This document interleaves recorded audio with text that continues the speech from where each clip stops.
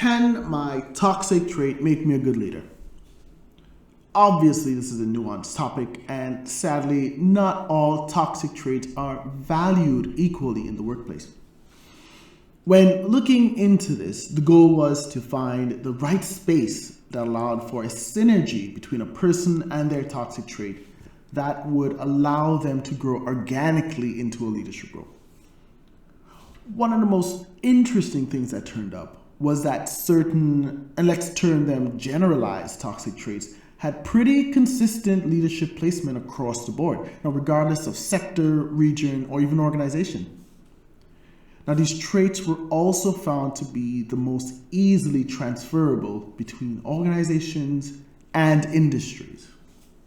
While these generalized traits provide you with what we like to term leadership stability, the other traits are very region, industry, or organization specific.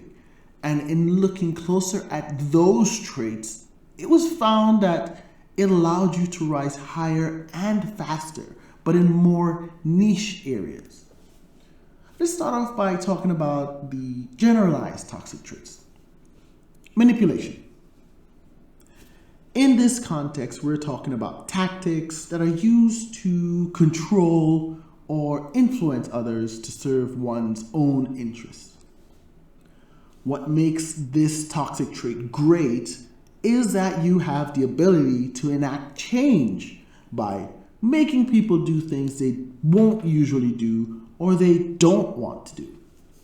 And so your manipulation ends up being seen as an asset by the company, because they are seeing results even while you are self-serving. Dishonesty. And we're going to define it as the tendency to lie. I shouldn't be confused with the occasional lying. The goal of dishonesty is to mislead using lies. So it's done pretty consistently and without any real reason for it. This trait is great because of its versatility. Unwillingness to tell the truth is something you can take with you to any sector across the board. And it allows you to go cross-industry and cross-function without worrying about repercussions. Because most organizations are unwilling to admit they made mistakes at such a high level, or are even willing to resolve things internally without it going out into the public eye. Finally, we got insincerity. Now, this is the tendency to fake your way through social interactions. Another great general toxic trait to have, and this is because communication is seen as an important measure of good leadership. Being able to be seen interacting with many people gives the impression that you care, even though you don't. Saying the right words, even if you don't mean it, makes you memorable. And when it's said to the right person, even more so. As I mentioned earlier, if you have any of the above traits as your main trait, you can make it in any industry because of how transferable these are. Let's move on to the niche toxic traits. Narcissism. This one gets talked about a lot, and for good reason. It plays really well in large corporations. So think tech, law, finance. In these sectors, the only thing that matters are results. And narcissists are good at making their results stand out. So you can find yourself in a really good position in these industries because of something that comes naturally to you. Arrogance. Perfect for higher education and not-for-profit organizations. Now, this toxic trait is driven by education, so users holding multiple masters or PhDs are the best candidates for leadership roles in these sectors.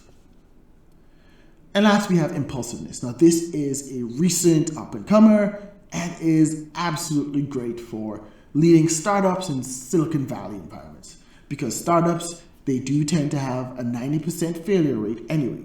And so it's a perfect little niche to get into if you are impulsive. Your impulsiveness can let you pivot a company into either success or abject failure. Success, you're seen as a hero. Failure, you can always chalk it up to the volatile nature of startups.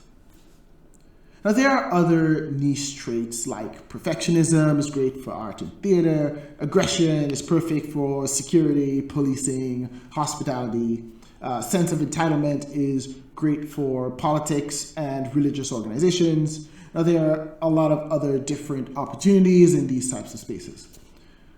Now, what I've given isn't an exhaustive list, but the traits I've covered today are the ones that will most likely allow you to have a successful career, as measured by capitalistic standards.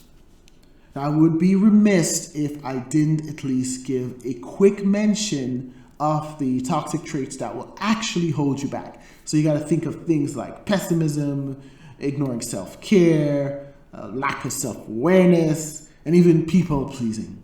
Now, these will get you kicked off the leadership track fairly quickly. Look, we all know the stigma surrounding toxic behavior and toxic traits, but I wanted to show that there is still hope out there for those of you who feel limited because of your situation. You can still be a successful leader and even thrive, but it really comes down to finding your right fit and your safe space. Thank you.